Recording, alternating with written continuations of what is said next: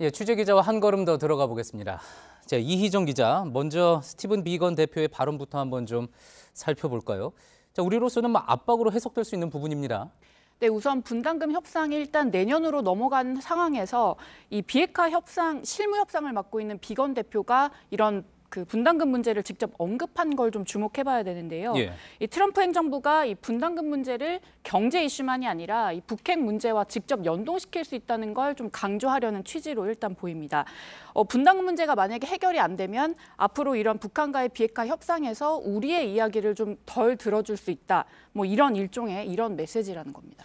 예, 좀 구체적으로 실제 비핵화 협상에서 영향을 줄 수 있는 여지가 있습니까? 일단 비건 대표는 이 부분에 대해서는 좀 구체적인 언급은 하지 않은 걸로 알려졌습니다. 예. 물론 우리 정부는 이 북미 협상을 통해서 북한의 비핵화를 이끌어내고 또 이에 상응하는 대북 제재 해제를 적극적으로 추진하고는 있습니다.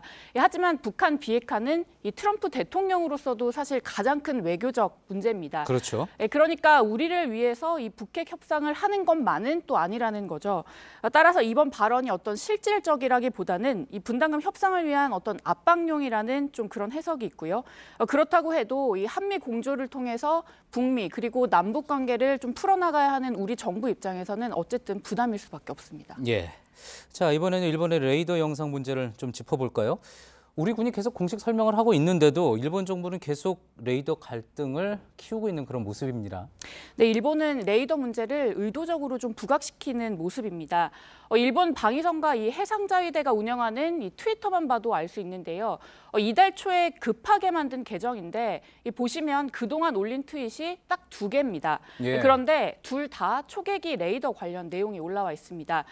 이것만 보면 일단 외교적으로 좀 쟁점화하려는 의도가 좀 엿보이기도 합니다. 예, 조금 전에 화면에 나왔는데 트위터 계정을 새로 만들었는데 2개를 올렸는데 그게 다 이번 레이더 논란과 관련된 내용이었다. 그런 거군요. 자, 그리고 어제 이제 일본 방위성이 공개한 동영상 내용이요. 이 부분도 계속 논란입니다. 석연치 않은 부분들이 계속 나오고 있다고 하죠. 네, 동영상에서 일본 해상자위대는 이 스스로를 해군이라고 부릅니다.